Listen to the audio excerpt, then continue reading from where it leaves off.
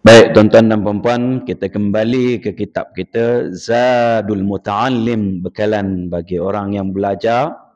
Muka surat 175. Rubu' Munakahat. Tajuk kita pada malam ini mahar, yakni mas kawin. Qala al-musannifu rahimahullahu ta'ala nafa'ani wa iyyakum bi'ulumihi fid darain. Mahar, mas kawin. Dalam bahasa Arab dipanggil sadaqah.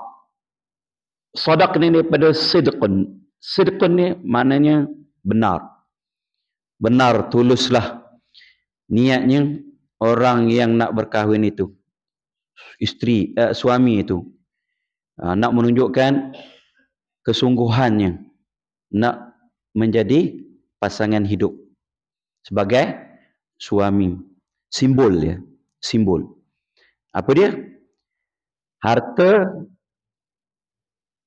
juga manfaat. Ilmu boleh dijadikan sebagai mahar. Dan harta itu adalah harta yang mutaqawwam. Artinya harta yang ada nilainya di sisi syarak. Kalau harta yang tidak ada nilai di sisi syarak, tak dianggap nilai. Tidak dianggap bernilai. Tidak bernilai sebenarnya. Macam arak, babi, tak boleh lah. Ya? Harta, manfaat, ilmu, boleh. Di sini disebut mal. Harta atau duit juga. Yang wajib ke atas lelaki. Ya? Dengan sebab akad nikah. Itu dianya mahar.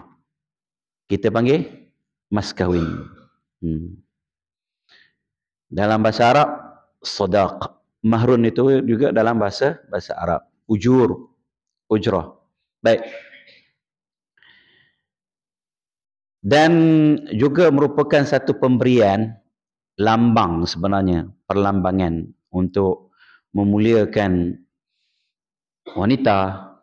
Kemudian nak menunjukkan kesungguhan, kasih sayangnya kepada wanita yang nak dikahwinkan itu. Yang dia nak berkahwin dengannya itu. Jadi, bawa bagi sesuatu. Itu dia panggil mahar, mas kawin. Apa hukumnya? Wajib suami memberi mas kawin kepada isterinya dengan tunai atau bertangguh. Tunai, bayar lalu. Lepas akad. Ya. Tangguh, hutang. Tapi hendaklah ditetapkan hutang tu bila nak bayar tu.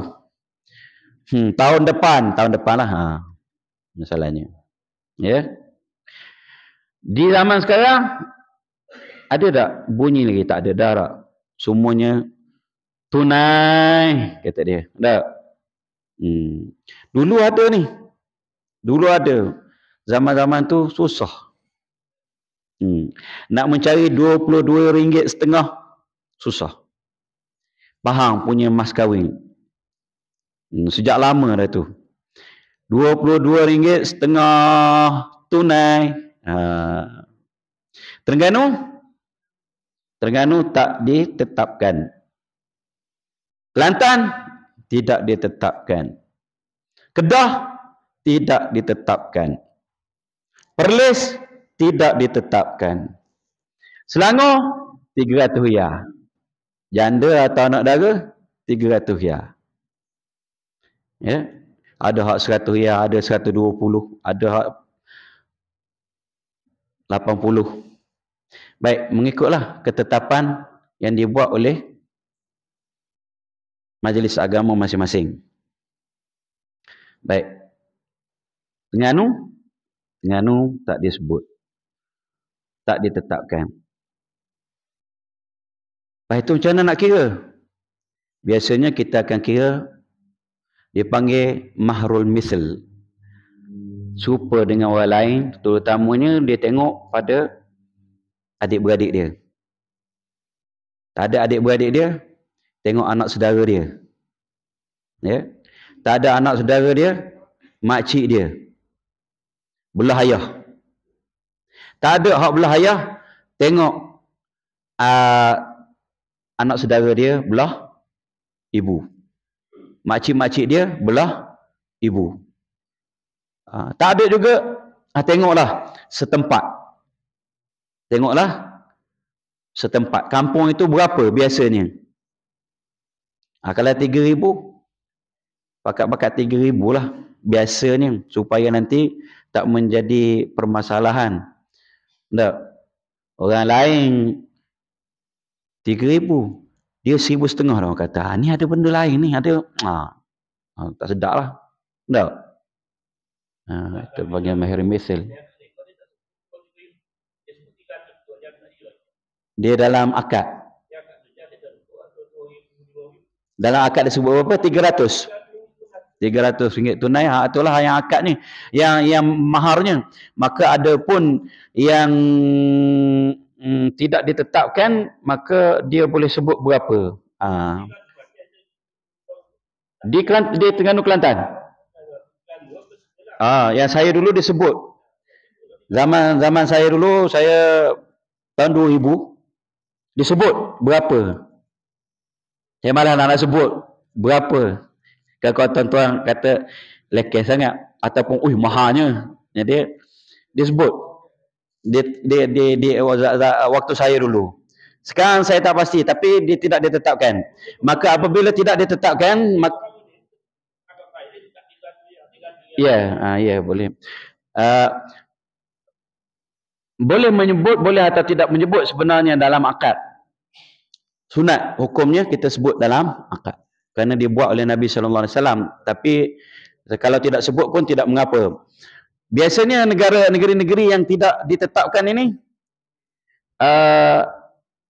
disebut berapalah ditetapkan oleh sebenarnya perempuan atau pihak keluarganya lah, bincang lah dan sebagainya. Sekarang ni tak ada masalah, dia bincang di luar dulu lagi, awal-awal lagi. Ya tak? Jadi yang tidak disebut itu biasanya dia ada balik kepada adat dan budaya, iaitu hantaran. Itu sebenarnya tidak wajib dalam agama, cuma menjadi adat lah, amalan yang setempat, tidak menjadi masalah, cuma janganlah diberat-beratkan sangat.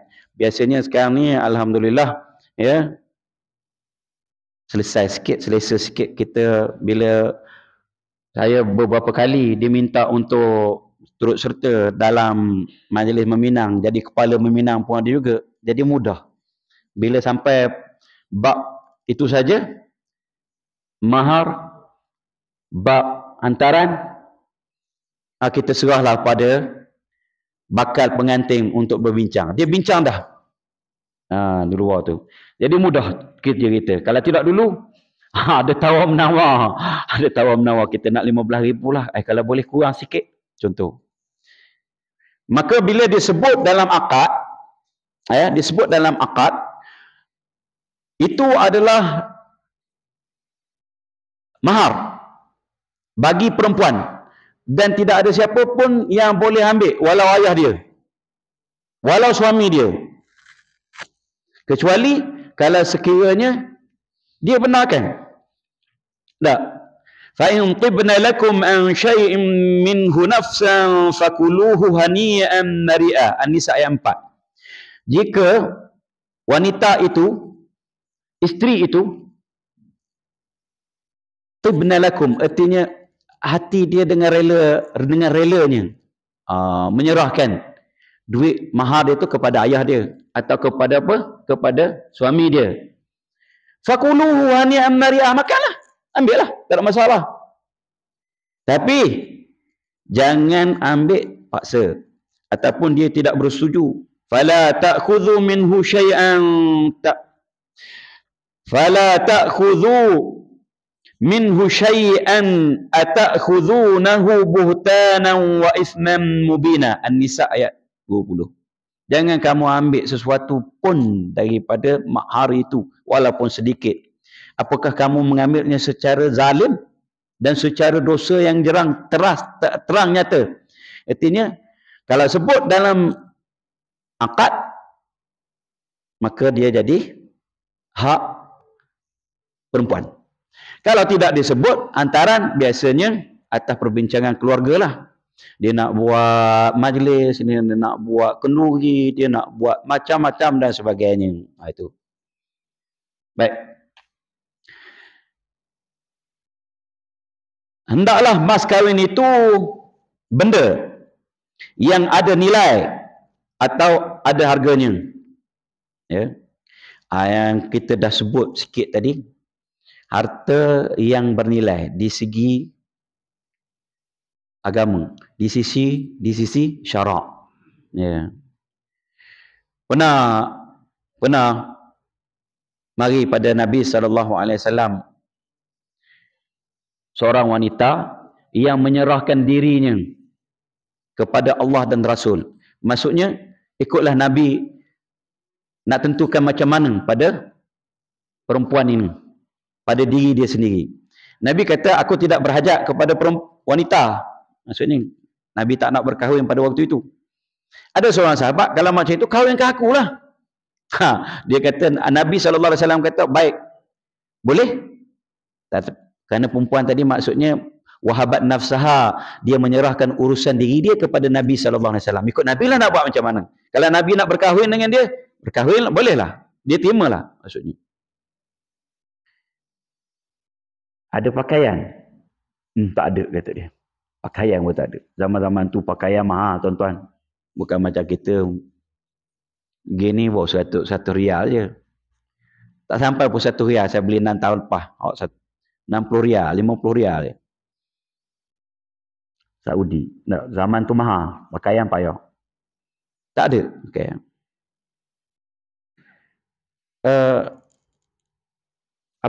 Rasulullah kata, apa yang ada ni? Itu tak ada, ini tak ada. Pandai baca Quran. Pandai, dia kata. Ajarkan Quran. Itu mahar dia. Mahar. Boleh. Tuan-tuan pernah dengar ada orang yang berkahwin dengan Al-Quran? Pernah? Saya pernah. Ada. Baik. Kalau misalnya nanti saya ajar mengait kopiah. Zaman-zaman saya dulu, kawan-kawan saya lelaki ngait piah. Kait piah tu. Buat piah kait. Ni. Lepas tu tasbih.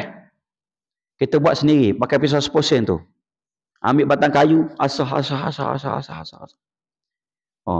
Nak buat sampai ke 100 biji tu, genting tangan jari rasanya. Tu zaman tu. Nak ajar apa? Ajar mengait. Ajar menyulam contoh. Boleh? Ajar menjahit. Ajar memasak. Baik. Apa maharnya? Akan ajar masak mi. Mi apa? 99 jenis mi. Contoh. Zaman tu berharga ilmu. Orang sorok. Orang tak boleh tahu. Mudah-mudah. Zaman sekarang ni dalam TikTok keluar, dalam YouTube keluar. Tengok dia nak buat mi apa pakai ni. Contoh. Ya. Ada. Jadi orang perempuan, saya pesan sokmo pada anak murid saya. Mana masak. Tengok. Turun ke dapur. Jangan sampai garam dengan gula pun tak kena. Dulu sehari 2 ni heboh pula. Tak pandai niat ikan. Nama ikan tu tak tahu dah. Mana ikan kongeng, mana ikan selah, mana ikan selayang. Tak tahu dah. Siang pun tak tahu. Tak lama lagi tuan-tuan, kalau kita biarkan, dan juga perempuan, kalau kita biarkan anak-anak kita ni tidak diajak ke dapur, dia nak makan pun tak tahu. Yang ambil buah manggis tu dia kepong gitu je. Dia ingat ke macam buah apple. Buah manggis pun dia tak berapa kenal. Buah setu. Sebab duduk dalam rumah, dalam bilik, duduk main handset. Tak tahu ke apa satu. Berlaku dah tuan-tuan perempuan. Dia tak kenal garam dengan gula. Jadi jangan manjakan sangat anak-anak kita tu. Baik. Kena ajar masak. Saya dengan anak murid saya tu saya beri kerja. Akhir tahun genap semua pandai masak. Rebus air, rebus telur, masak Maggi. Ustaz tak nak. Ni saya akan pastikan ni akhir tahun ni. Tu. Baik. Perempuan macam mana pun wajib pandai masak. Pintu orang biasa sebut. Dia kata pintu masuk ke hati suami ialah melalui perutnya. Ya. Jaga bilik tidurnya, jaga dapurnya, jaga apa lagi satu. Jaga 3 ni beres. Jadi hendaklah mas kahwin itu benda yang ada nilai atau ada harganya. A'tiha walau khataman min hadid, kata Nabi SAW. Bagilah walaupun cincin besi. Cincin besi ni berapa riyal? Saya malam ni saya tak pakai. Biasa saya pakai cincin besi, tuan-tuan. Satu kali kita ada mesyuarat di Kota Baru, pakat dengan kawan-kawan petang tu, jalan ke wakaf Cik Yeh. Tengok ada orang jual cincin. Tengok cara tunduk gitu, angkat satu cincin. Batunya merah. Dia kata, batu apa ni bang? Dia kata, ni delima berumah. Delima berumah. Berapa ya? 6 riyal. Bagi 5 riyal? Oh, tak boleh lah, dia kata. Makan modal. Saya bayarlah 6 riyal, tuan-tuan dan puan-puan, cincin besi. Hak itulah tinggal dengan saya. Lepas itu ada satu lagi cincin besi juga, 10 riyal. Saya beli di Sarawak. Hak yang 35 riyal beli, di Sarawak juga. Tak tahu gimana. Lepas itu orang rumah bagi baru ni, dia pergi beli di Mekah. 100 riyal. 100 riyal Mekah. Cincin perak. Tak tahu gimana. Hak tinggal dengan saya, cincin besi tu. Barangkali cincin besi ni tak minat katanya. Saya pakailah cincin besi. Kerana Nabi SAW pakai cincin. Sebenarnya Nabi pakai perak. Cincin besi ada larangan sebenarnya. Tapi tak apalah. Sebenarnya boleh je nak pakai cincin besi. Waktu di Karachi, saya pakai cincin tembaga. Cincin tembaga. Harga dia berapa tuan-tuan dan puan? 5 rupis. Bersamaan dengan 50 sen. Itulah cincin. Pakai. Saya pakai kerana Nabi SAW pakai. Sunnah. Ya, gitu je. Bukan nak pakai nak melawar, bukan nak pakai terus pakainya. Tapi cincin murah-murah ni, kadang-kadang kita jadi rendah diri juga. Waktu kita sembahyang kat terpandang cincin orang, terpandang macam mana sebelah jari kita juga. Cincin dia 600 riyal, cincin kita 6 riyal aja. Down juga rasa, tak? Tapi tak apa. Tak ada siapa nak ambil agaknya. I'tiha wala khataman min hadid, kata Nabi SAW. Bagi walaupun hanya cincin besi. Baik. Jadi mas kahwin itu dengan 3 perkara. Pertama, dengan bersetubuh. Kedua, dengan menetapkan dia oleh suami ke atas dirinya. Ketiga, dengan menetapkan oleh hakim, raja dan wakilnya. Kerana apa? Diberi mas kahwin. Kerana kewajipan pada suami. Juga kalau tidak ada ataupun memang sudah diundang-undangkan, ditentukan oleh wakil sultan. Wakil sultan pihak jabat agama lah. Mufti dan sebagainya. Ya. Kemudian ada makna kerana bersetubuh. Artinya mendapat kenikmatan daripada hubungan perkahwinan yang halal itu dengan melalui persetubuhan. Sebab itu dikenakan mahar. Tapi kita jelaskan tadi lah tuan-tuan dan puan-puan, hak ni bukan bayaran ya. Bukan bayaran. Sebab itu diguna mahar. Dia tak guna apa dia? Dia tak guna harga, qimah. Dia tak guna. Jadi bukan dia nak beli orang dia tak ternilai sebenarnya. Tak. Sebab itu kalau orang Melayu tak, dia bila sesuatu tu mahal, maka dia tidak menggunakan perkataan harga. Contoh, Quran. Orang tua-tua kita sebut Quran ni berapa maharnya. Dia tak sebut harga ya, Quran. Sebab Quran tu mahal, tidak ada nilainya. Dan letaklah berapa. Orang tua-tua kita tidak akan tawar. Ya? Quran ni berapa mahalnya ya? 15 riyal. 15 ringgit. 15 ringgit lah dia. Dia takkan kata, oh mahal, kurangkan sikit. Tak. Tu orang Melayu. Ada satu lagi benda. Orang Melayu guna mahar, dia tak guna harga. Apa dia tuan-tuan? Keris. Orang Melayu menghormati keris sebenarnya. Keris. Dia tak panggil harga, dia panggil berapa maharnya. Mahar keris. Baik. Pasal keris ni simbol perlambangan,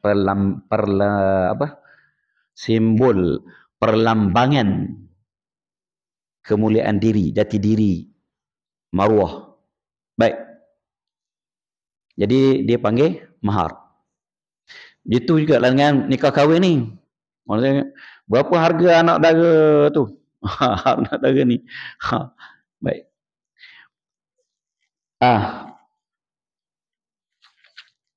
Sunat menyebutkan mas kahwin itu pada ketika akad nikah. Sunat saja. Kerana Nabi SAW sentiasa sebut, walau macam mana pun tidaklah sampai perkara itu menjadi wajib. Sebut dalam akad bukan bererti tak ada ketentuan. Kena adalah hitam putih dia. Berapa-berapa. Tanah seka. Tanahlah seka. Tapi nak sebut dalam akad, sunat je. Sunat. Maksudnya mustahab, disukai. Baik. Dapat pahala lah. Sunat dibacakan khutbah nikah sebelum akad. Sama ada dibaca oleh wali atau pengantin laki-laki atau orang lain. Amalan tempat kita ni dibaca oleh siapa? Wali hakim. Wali hakim. Wali hakim kita sini panggil imam nikah. Tak. Kampung saya panggil wali hakim. Wali hakim maksudnya tu dia tu wali orang yang boleh menikahkan seseorang. Hakim itu pemerintah. Raja lah kita di sini. Pasal ketua agama, ketua negeri kita, raja. Jadi dia itu wakil daripada raja. Kerana raja, pemerintah boleh mengawinkan rakyatnya. Jadi dia tak boleh nak kahwinkan sendiri pasal ramai. Dia lantik wakil. Maka wakil-wakil itu dipanggil wali hakim. Sini panggil imam nikah. Baik. Dulu ada juga tawaran. Zon Jabi kalau tak silap waktu itu kosong. Ada ke tak ada orang nikah dia bayar 2 kali allowance setahun. Dululah. Sekarang ni saya tak tahu. Lepas itu setiap kali pasangan nikah berapa Ustaz? Tak tahu sih. Sekarang ni. Bagi ke imam nikah. 100. 100 setengah. 100 lebih. 100 ya? 115 tu artinya sagu hatilah pada imam nikah tu. Lepas itu ada ke tak ada orang nikah pada tahun itu dibagi juga 2 kali allowance. Sagu hati setahun. Itu imam nikah. Pengantin boleh juga baca khutbah. Cuba try buat sekali. Tenaga nibung. Pengantin baca nikah. Kita tengok geger tak geger. Oh hebat kata pengantin ni. Kan biasa pengantin kita tengok pengantin bersilat lah. Tak. Dia ada silat. Pandai menyanyi ni, bahan menyanyi. Pengantin. Ini tukar lah dah. Dia jangan pengantin jadi wali nikah sudahlah. Baik. Sunat khutbah tu. Gugurlah separuh daripada mas kawin manakala bercerai sebelum bersetubuh. Kalau sekiranya kahwin-kahwin, ya, lepas itu sebelum bersama cerai, tak sempat bersama, maka mas kahwin hanya dapat separuh sajalah. Separuh saja. Kalau dah melakukan persetubuhan, mas kahwin penuhlah. Jadi kalau belum, pihak perempuan kena pulang separuh. Gitu. Dan mas kahwin ni sebenarnya tidak ada hadnya banyak atau sedikit. Kalau banyak, banyaklah. Kalau sedikit, sedikitlah. Tapi dalam kitab Fiqhul Manhajin disebut, kalau boleh janganlah kurang daripada 10 dirham. Kerana keluar daripada khilaf. Mazhab Hanafi, dia kata sekurang-kurang mas kahwin itu 10 dirham. Dirham ini ialah kepingan duit perak. Ya. Dan kalau nak banyak, janganlah lebih daripada 500 dirham. Ya. Itu yang disebut oleh Sayyidina Umar radhiyallahu anhu. Dia kata tidak ada siapa pun yang lebih bertakwa, yang lebih mulia, ya, sama ada di dunia dan di akhirat, melainkan isteri-isteri Nabi dan anak-anak Nabi. Dan Nabi SAW tidak pernah mengahwinkan anaknya. Juga baginda berkahwin dan memberikan mas kahwinnya dalam sekitar hampir 500 dirham. Maka kalau yang banyak pun setakat 500 dirham lah. Kerana Nabi SAW berkahwin sebenarnya 480 dirham. 480 dirham. Dirham tu duit emas, duit perak. Dinar duit emas. Tapi kalau nak lebih pada tu, tidak ada masalah. Ya. Kerana apa yang disebut oleh Allah Subhanahu Wa Taala, wa in aradtum istibdala zawjin makana zawjin wa ataitum ihdahunna qintara fala ta'khudhu minhu syai'a. An-Nisa ayat 20.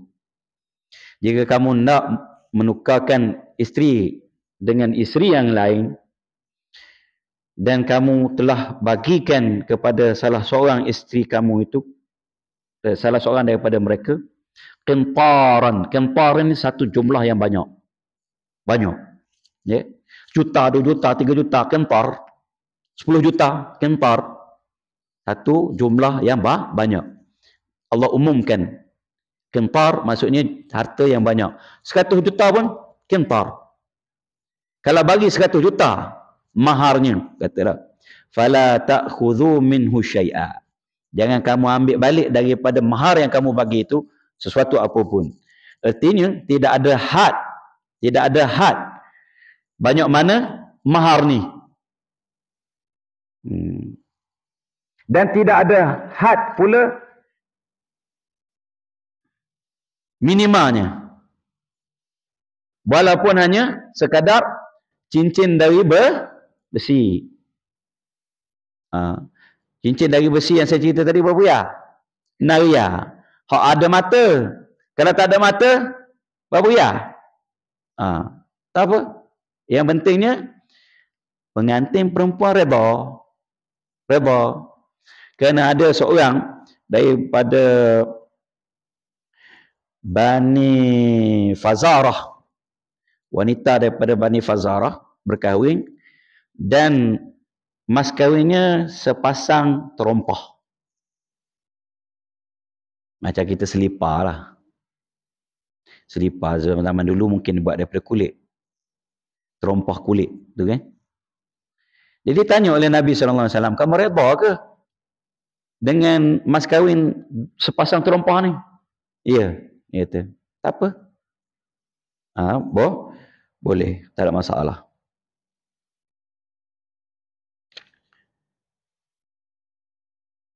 Dan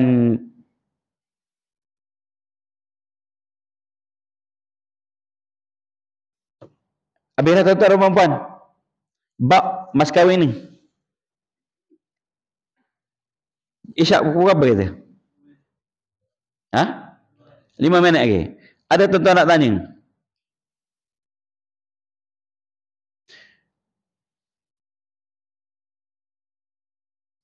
Baik.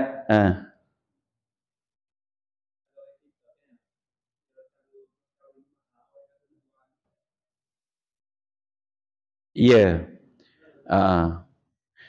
Dia beginilah. Yang pertama sekali, mahar itu adalah perlambangan sahaja. Di sini tidak terlibat permasalahan tukar benda dengan anak ataupun jual anak dengan duit. Tidak timbul. Seperti yang kita tegaskan. Cuma kita berbaliklah kepada ajaran agama. Ajaran agama menyebut bahawa khairun nikahi aisaruhu, yang disebut oleh Nabi SAW. Sebaik-baik perkahwinan itu ialah yang paling mudah. Yang paling mudah. Dan yang paling banyak barakat dia dan kebaikannya ialah apa dia? Yang paling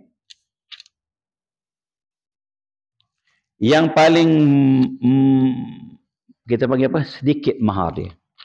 Yang paling sedikit maharnya.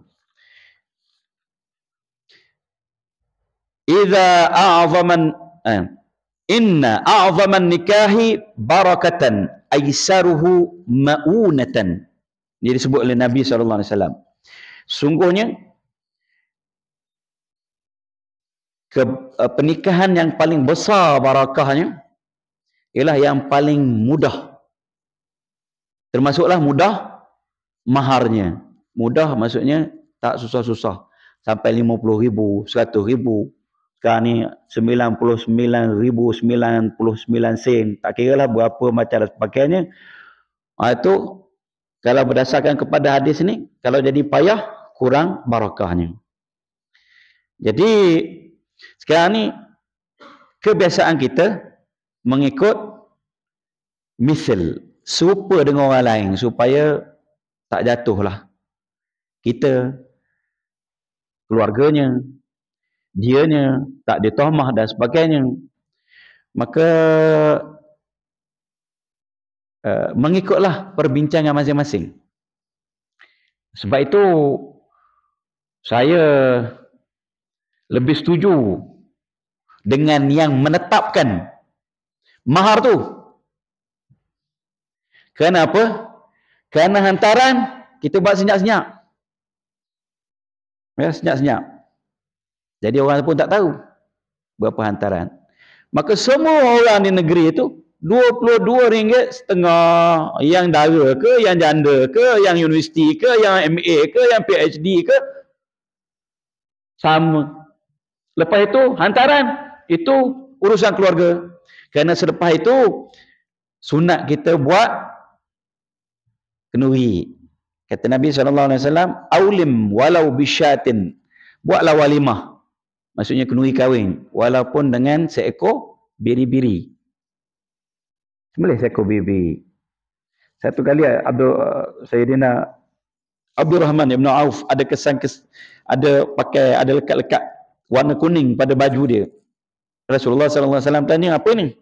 Dia kata, aku berkahwin dengan wanita itu dengan mas kahwinnya seberat biji tamar. So mana biji tamar? Besar tu je maharnya. Nabi SAW sebut, barakallahu lak, semoga Allah SWT memberkati kamu. Aulim walau bisyatin, buatlah walimah, kenuri kahwin, walaupun hanya dengan seekor biri-biri. Itu dipesan oleh Nabi SAW. Jadi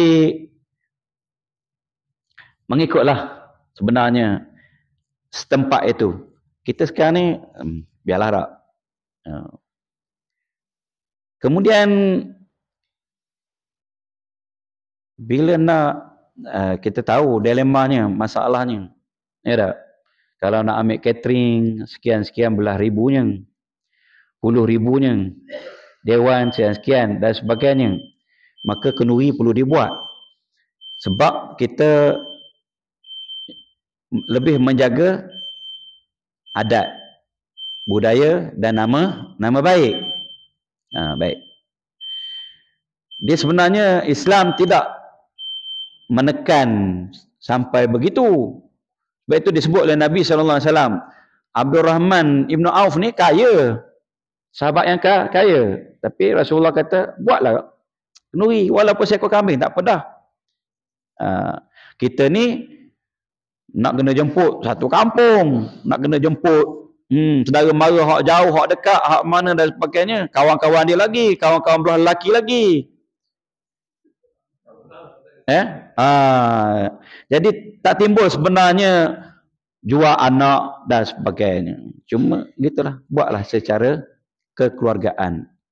Dan biasanya ada juga bila mereka nak berkahwin sebenarnya, yang calon lelaki ni keluar separuh, calon perempuan, calon pengantin perempuan keluar separuh duit dia, simpanan dia, dia pakat. Dan nak berkeluarga dan sebagainya, pakatlah molek-molek. Gitu kan.